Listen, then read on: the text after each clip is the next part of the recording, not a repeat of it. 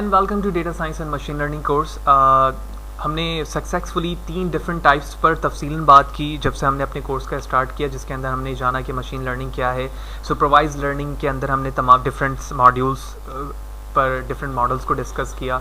Unsupervised के अंदर हमने चीज़ों को जाना और एट लास्ट हमने रीइंफोर्समेंट के अंदर मल्टीपल मॉडल्स को डिस्कस किया। हमारे पास कुछ इंपॉर्टेंट चीज़ें हैं जो डायमेंशन रिडक्शन के तौर पर इस्तेमाल होती हैं। जानेंगे इस वीडियो सेशन के अंदर कि डायमेंशन रिडक्शन क्या है, क्यों इसकी ज़रूरत पड़ती है, क्या इससे मुराद है। ठीक है, तो स्टार्ट करते हैं। डायमेंशन रिडक्शन क्या चीज़ है और इसकी इंपॉर्टेंस मशीन लर्निंग में कितनी ज़्यादा है और इसके ज़रिए से क्या चीज़ें की जा सकती हैं, वो तमाम चीज़ें जानते हैं। तो स्लाइड पर बताया जा रहा है, in machine learning classification problem there are often too many factors on the basis of which the final classification is done. These factors are basically variable called features. The higher the number of feature, the harder it get to visualize the training set and then work on it. हम जानते हैं कि हमारे machine learning classification problem पे जो हमारे पास data set है उसमें डिफरेंट फैक्टर्स होते हैं जिसके ज़रिए से आप अपने डेटा को, एग्जिस्टिंग डेटा को क्लासीफाई करते हो। समटाइम्स उसके डिफरेंट फैक्टर्स होने की वजह से उसको विजुलाइज करना काफ़ी मुश्किल होता है। यानी आप 1 डायमेंशनल, 2 डायमेंशन या फिर 3 डायमेंशन को डेटा को आसानी के साथ विजुलाइज कर सकते हैं, लेकिन आपके पास अगर 13 नंबर ऑफ इंडिपेंडेंट डेटा है तो उसको विजुलाइज करना आपके लिए काफ़ी मुश्किल हो जाता है। Sometime most of these factor are correlated and hence redundant. This is where dimensional reduction algorithm come into play. Dimension algorithm is the reduction is the process of reducing the number of random variable under consideration by obtaining a set of the principal variable. तो जब ये different हमारे पास factors होते हैं तो वहाँ पर उसको कम करने के लिए, रिड्यूस करने के लिए हमारे पास डायमेंशन रिडक्शन के डिफरेंट एल्गोरिथम होते हैं जो कि वहाँ पर आकर उस नंबर ऑफ रैंडम वेरिएबल को रिड्यूस करते हैं, उसको कंसीडर करते हैं, जो कि ये एक ख़ास प्रिंसिपल के तहत ही हो पाती है। ठीक है, वो प्रिंसिपल क्या है अभी हम जानेंगे। तो जब आप डायमेंशन रिड्यूस करने की बात करते हैं, उसमें रिडक्शन की बात करते हैं, तो वो 2 तरीक़ों से पॉसिबल है। पहली चीज़ है उसमें फीचर सिलेक्शन और दूसरी चीज़ है हमारी फीचर एक्सट्रैक्शन। इन दोनों पर जाने से पहले हम प्रेडिक्टिव मॉडलिंग के हवाले से जान लेते हैं कि प्रेडिक्टिव मॉडलिंग क्या चीज़ है। एक्चुअली ये एक प्रोबेबिलिस्टिक प्रोसेस है that allow us to forecast outcome on the basis of some predictors. यानी जब आप किसी मॉडलिंग को प्रेडिक्टिव फॉर्म पर काम करवाना चाह रहे हो तो वो किन चीज़ों पर बेस करता है, वो उनके आउटकम पर बेस करता है, और वो आउटकम किस पर बेस कर रहा है, उन फीचर्स पर बेस कर रहा है जो उस मॉडल के अंदर मौजूद है। ठीक है, तो इसी चीज़ को हम क्या कहते हैं, प्रेडिक्टिव मॉडलिंग कहते हैं, जो कि उसके मॉडल के उन फीचर पर बेस कर रहा है जिस फीचर के ज़रिए से आप अपने मॉडल को क्या कर रहे हैं, ट्रेन कर रहे हैं। बहुत अच्छी तरीके से बात समझ में आएगी आगे जैसे जैसे हम जाते रहेंगे कि ये क्या चीज़ है। तो सबसे पहले हम बात करते हैं फीचर सिलेक्शन पर। ठीक है, एज अ नेम सजेस्ट कि इससे हमें पता चल रहा है कि जब आप एक मॉडल डिज़ाइन कर रहे हैं तो उस मॉडल में यानी गिवन डेटा सेट में से आप कुछ फीचर सेलेक्ट कर रहे हैं जो फ्यूचर में उन फीचर के ज़रिए से आप बेहतर प्रेडिक्शन कर पाएंगे। ठीक है, तो स्लाइड पे बताया जा रहा है कि in this we try to find a subset of the original set of the variable. यानी आप कोई सबसेट बना रहे हैं अपने ओरिजिनल डेटा सेट के ज़रिए से। ठीक है, या फिर उसी सबसेट को क्या कहा जा रहा है, फीचर को कहा जा रहा है। यानी एक एग्जिस्टिंग रिकॉर्ड है, उनमें से कुछ आपने सेलेक्टेड चीज़ें दी हैं, एट्रीब्यूट लिए हैं, उसका एक सबसेट बना दिया, ये सबसेट आपका फीचर कहला रहा है। To get a smaller subset which can be used to model the problem. ठीक है, इट यूजुअली इन्वॉल्व 3 वे। यानी जो आप सबसेट बना रहे हो वो डिफरेंट चीज़ों से मिलकर बन सकती है जो एग्जिस्टिंग एट्रीब्यूट है आपके प्रॉब्लम में, और इसके ज़रिए से आप क्या कर सकते हो, अपने मॉडल को ट्रेन कर सकते हो। तो फीचर सिलेक्शन के अंदर जो हमारे पास एग्जिस्टिंग 3 तरीके हैं वो है फिल्टर्स, रैपर्स और एम्बेडेड। तो अगर मैं फिल्टर्स की बात करूं तो मशीन लर्निंग के हमने प्रीवियस सेशन के अंदर इंफॉर्मेशन गेन पढ़ा था। ठीक है, कोरिलेशन भी पढ़ा है, चाहे स्क्वायर टेस्ट भी पढ़ा है। ठीक है, रैपर्स की जो टेक्निक्स हैं उसमें हमारे पास जेनेटिक एल्गोरिथम है, रिकर्सिव फीचर एलिमिनेशन है, और एम्बेडेड के अंदर हमने डिसीजन ट्री भी पढ़ी। तो ये कुछ एल्गोरिथम्स या टेक्निक्स वो हैं जिसके ज़रिए से आप अपने मॉडल के अंदर क्या करते हैं, फीचर को सेलेक्ट करते हैं। एक छोटी सी प्रॉब्लम बताई जा रही है, अगर इसको हम बगौर देखें तो बहुत अच्छी तरीके से हमें ये बात समझ में आ जाएगी कि एक्चुअली फीचर एक्सट्रैक्शन और फीचर सिलेक्शन क्या चीज़ है। एक इक्वेशन गिवन है हमारे पास a + b + c + d = e। इसमें से हमें ये बताया जाता है कि हम अपने एल्गोरिथम के ज़रिए से ये चीज़ सॉल्व करते हैं कि जो a + b है वो बराबर है ab के। ठीक है ना, तो अब हमारी जो इक्वेशन है वो कन्वर्ट हो जाएगी a + b + c + d = e के बराबर किसकी हो जाएगी, ab + c + d = तो यहाँ पर जो हमने एक्सचेंज किया है या जो चेंजेस किए हैं इसको हम कहते हैं फीचर एक्सट्रैक्शन, जो अभी हम जानने वाले हैं आगे। लेकिन जो अभी हमने जाना है फीचर सिलेक्शन, उसमें हम क्या कर रहे हैं, सबसेट बना रहे हैं उसका को हमें वैल्यू का पता चल जाता है कि सी की वैल्यू 0 है, ठीक है यहाँ पर। तो इस सबसेट के जरिए से हमें एक और इक्वेशन मिल गई, ठीक है। पहले A B plus C plus D था, अब वो इक्वेशन चेंज होकर A B plus D equal to E हो गया, क्योंकि सी की वैल्यू हमें यहाँ पर मिल चुकी है। तो ये छोटी सी प्रॉब्लम है with respect to the equation, जिसमें हमें ये बात समझ में आई कि एक्चुअली फीचर सिलेक्शन क्या चीज़ है और फीचर एक्सट्रैक्शन क्या चीज़ है। फीचर एक्सट्रैक्शन में क्या होता है? Feature extraction in simple word, आप अपने डेटा सेट में से जो हाई डायमेंशनल ऑफ डेटा होते हैं ना, उसको कन्वर्ट कर देते हो लो डायमेंशनल डेटा में, ठीक है। सिंपल वर्ड में सिर्फ यही इसकी डेफिनेशन है। तो ये कितने तरीकों से पॉसिबल है? इसके डिफरेंट वेज हैं, जिनमें से 3 वो तरीके हैं जो सबसे ज़्यादा फ्रिक्वेंटली इस्तेमाल होता है, जिसको हम PCA कहते हैं या LDA कहते हैं, या इसी तरह KPCA कहते हैं, which mean kernel principal component analysis. तो PCA क्या चीज़ है इस सेशन पर हम समझेंगे, और उसके बाद नेक्स्ट सेशन पे हम लीनियर यानी LDA समझेंगे, और इसी तरह कर्नल प्रिंसिपल कंपोनेंट एनालिसिस पे बात करेंगे। तो PCA क्या चीज़ है, और साथ ही साथ फीचर एक्सट्रैक्शन यानी हाई डायमेंशन से लो डायमेंशन पे कन्वर्जन से क्या मुराद है। देखो, PCA या which mean principal component analysis के हवाले से बताया जा रहा है from the M independent variable of your data set, यानी आपके पास एक डेटा सेट है जिसमें M इंडिपेंडेंट डेटा सेट है। PCA क्या करता है, extract P is less than equal to M new independent variable that explain the most of the variance of the data set। यानी आपने PCA को अपने डेटा सेट पर अप्लाई किया, जिसके जरिए से जो एग्जिस्टिंग इंडिपेंडेंट वेरिएबल थे उससे हटकर कुछ ऐसे वेरिएबल्स आए, यानी या फिर आसान लफ्जों में ये समझें कि उस PCA ने हर एक इंडिपेंडेंट वेरिएबल की एक स्ट्रेंथ डिफाइन कर दी। वो स्ट्रेंथ से क्या मुराद है, उसमें बताया जा रहा है जो कि एक्सप्लेन करे the most the variance of the data set, जो हर एक एट्रीब्यूट वेरिएंस क्या बताए, आपके इंडिविजुअल एट्रीब्यूट का वेरिएंस बताए, regardless of the dependent variable. Regardless of dependent variable से मुराद ये है कि जब आप PCA अपने डेटा सेट पर लगाएंगे तो वो आपके डिपेंडेंट वेरिएबल पर बेस नहीं करेगा, ठीक है। यही वजह है कि हम PCA को क्या कहते हैं कि ये एक अनसुपरवाइज्ड मॉडल है, जो कि आपके डिपेंडेंट वेरिएबल पर तो बेस नहीं कर रहा, लेकिन इंडिपेंडेंट वेरिएबल पर ज़रूर बेस कर रहा है, और इंडिविजुअली जितने भी इसके एट्रीब्यूट आने वाले हैं वो आपके हर एक एट्रीब्यूट के मोस्ट द वेरिएंस को डिफाइन करेंगे कि किस एट्रीब्यूट की ज़्यादा स्ट्रेंथ है। एग्जाम्पल समझते हैं कि ये एक्चुअली ये काम किस तरह से होगा। एज्यूम करते हैं कि हमारे पास एक विजुअलाइजेशन ग्राफ यहाँ पर मौजूद है, इसमें ये क्लासिफिकेशन का मसला है या प्रॉब्लम है, जिसमें 2 तरह के डेटा यहाँ पर मौजूद है। इसको अगर मैं एक एग्जाम्पल के तौर पे बताऊं तो आप देख रहे हो कि इस डेटा सेट के 2 डायमेंशन है, 1 डायमेंशनल भी है और 2 डायमेंशनल भी है, यानी एक डायमेंशन हमारे पास ये मौजूद है और एक डायमेंशन ये मौजूद है। तो इस 2D डेटा सेट को यानी 2 डायमेंशनल डेटा सेट को हम किस तरह से 1D में कन्वर्ट कर सकते हैं, यानी ये हाई डायमेंशनल पे मौजूद है 2, तो 2 से मैं इसको 1 डायमेंशनल पे कैसे ला सकता हूँ। देखो, अगर आप अपने इस ग्राफ को इस एंगल से देखो, ठीक है, तो ये डेटा आपको यहाँ दिखेगा, ये भी यहाँ दिखना शुरू होगा, ये भी, ये भी, ये भी, ये भी एंड सो ऑन। तो मैं कह सकता हूं कि जो अब आपको एक लाइन दिखने वाली है वो कुछ यूं दिखने वाली है, ठीक है। मैं रेड भी ले लेता हूं ताकि विजुअलाइजेशन और भी बेहतर हो, और ये रेड डेटा सेट आपको यहाँ दिखना लग जाएगा, ये यहाँ लिखने लग जाएगा, यहाँ पर, यहाँ और यहाँ। तो ये जो आपकी एक लाइन बनी है ना, ये इसको आप कहेंगे PCA1, ठीक है। यानी जब आपने अपनी विजुअलाइजेशन को एक एंगल से क्रिएट किया या देखा तो उसकी विजुअलाइजेशन इस तरह से, तो ये 1 डायमेंशनल पर आ गया।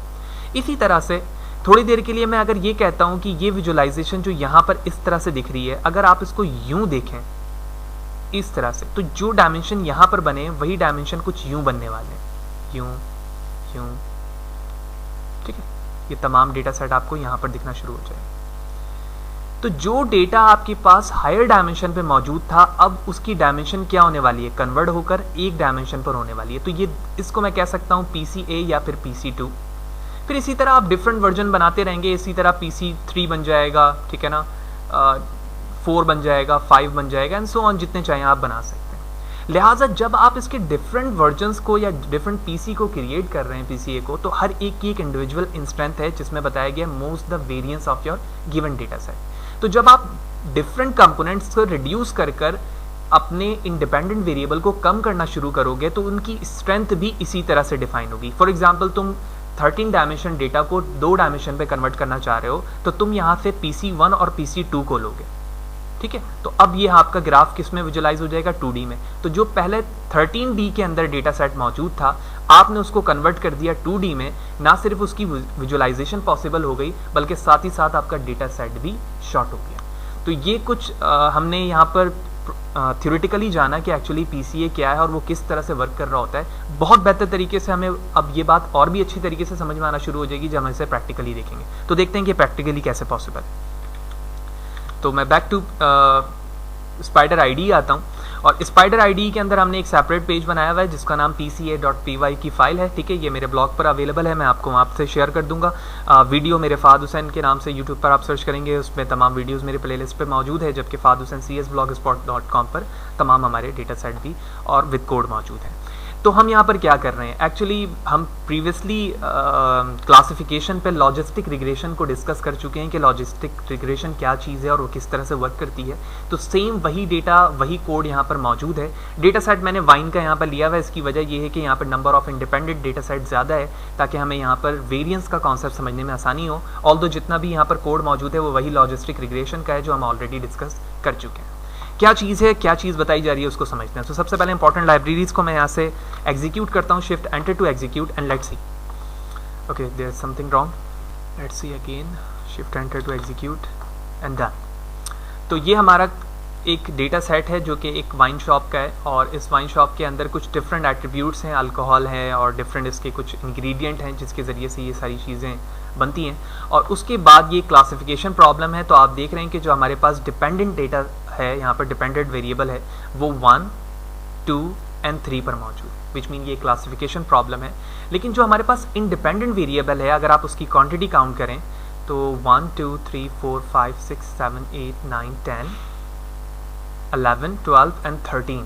तो 13 हमारे पास क्या है, डिपेंडेंट वेरिएबल हैं, और इंडिपेंडेंट वेरिएबल 13 है, और 1 ओनली डिपेंडेंट वेरिएबल है। तो आप सोच सकते हैं, जो अभी हमने थ्योरेटिकली भी देखा कि इसकी विजुलाइजेशन इम्पॉसिबल है, यही वजह है कि हम यहाँ पर PCA इस्तेमाल कर रहे हैं। और हम जानते हैं कि PCA एक अनसुपरवाइज टेक्निक है जो आपके डिपेंडेंट वेरिएबल पर बेस नहीं कर रही होती है।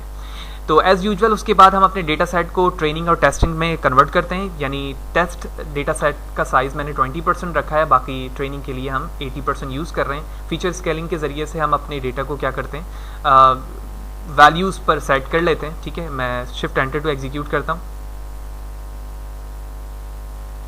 ठीक है। तो फीचर स्केलिंग के बाद आप देख रहे हैं कि हमारी वैल्यूज़ जो है +1 to -1 के दरमियान जो है आ चुकी है, जिसकी वजह से हम जानते हैं कि पहले भी हम डिस्कस कर चुके हैं कि प्रोडक्शन हमारी बेहतर होगी। अब हमारी बारी आती है अप्लाइंग द PCA, उस कॉन्सेप्ट पर जिस पे हम PCA को अप्लाई करने वाले हैं, जिसके ज़रिए से हमें क्या पता चलने वाला है, जो 13 हमारे पास इंडिपेंडेंट वेरिएबल हैं उनकी क्या वेरिएंस है और किस तरह से हम उन वेरिएंस को हासिल कर सकते हैं। तो एज़ यूजुअल हम scikit-learn पे काम कर रहे हैं। तो सबसे पहले मैं sklearn से इंपोर्ट करूँगा डीकम्पोजिशन, ओके, और इससे हम इंपोर्ट करेंगे PCA को, ठीक है। नाउ एक वेरिएबल बनाता हूँ PCA के नाम से, उसमें हम PCA को कॉल करेंगे, और यहाँ पर हम एक पैरामीटर यूज़ करेंगे जिसको हम कहते हैं n कंपोनेंट, ठीक है। और इस वक्त मैं n कंपोनेंट्स की क्वांटिटी नहीं बता रहा हूँ, बल्कि मैं यहाँ पर लिख रहा हूँ नन, ठीक है, जिसके बारे में मैं लास्ट में बताता हूँ कि मैं यहाँ पर नन क्यों लिख रहा हूँ, उसकी वजह क्या है। उसके बाद हम क्या करेंगे, इस PCA के अंदर हम अपने X ट्रेन और Y ट्रेन को फिट ट्रांसफॉर्म करेंगे, यानी उनकी वैल्यूज़ उसी रिस्पेक्ट से चेंज करवाएंगे। और अभी आपने देखा था कि हमारे पास जो वेरिएबल्स की क्वांटिटी थी वो 13 थी, ठीक है। यही वजह है कि हम उसे उसी क्वांटिटी में कन्वर्ट करना चाहते हैं जो n कंपोनेंट में नन के अलावा जो क्वांटिटी लिखकर मैं इन फ्यूचर बताने वाला हूँ। तो मैं लिखता हूँ X_train, यहाँ पर ऑलरेडी लिखा हुआ है, मैं दोनों लाइनों को कॉपी कर लेता हूँ और हम यहाँ पर पेस्ट करते हैं, ठीक है। तो जहाँ पर लिखा है SC वहाँ लिखूँगा मैं PCA, इसी तरह यहाँ पर भी हम लिखेंगे PCA, ठीक है। दोनों चीज़ें यहाँ पर ट्रेन होंगी, X ट्रेन और Y train with respect to the PCA। And finally हम एक वेरिएबल बनाते हैं explain _ variance, ठीक है। और इसके अंदर मैं उन वेरिएबल को कॉल कर लूँगा, यानी जो PCA के अंदर सारी चीज़ें ट्रांसफॉर्म हुई हैं, PCA explain variance ratio, that's it, ठीक है। That's the code for the PCA। तो इन 5 लाइन ऑफ कोड को मैंने सेलेक्ट किया, शिफ्ट एंटर टू एग्जीक्यूट किया, and now it's under process and here it is. तो अब आप ये देख रहे हो कि एक्सप्लेन वेरिएंस का ये वो वेरिएबल है जो इंडिविजुअली तमाम एट्रीब्यूट की स्ट्रेंथ को जाहिर कर रहा है, ठीक है, इसकी वेरिएंस को जाहिर कर रहा है कि जो फर्स्ट एट्रीब्यूट है आपका उसकी कंट्रीब्यूशन ओवरऑल 13 वेरिएबल्स में 36% है, सेकंड की 19 है, जो अभी हम देखा था कि जो फर्स्ट पीसी आपका होगा या पीसी 1 होगा उसकी स्ट्रेंथ ज़्यादा होगी, 1 होगी, फिर 2 होगी, 3 होगी, इसी रिस्पेक्ट से तमाम की आप देख लें 13 0 to 12 चला विच मीन 13 है। तो अगर आप इन तमाम को सम करेंगे तो ये 1 के बराबर होगा विच मीन 100 के।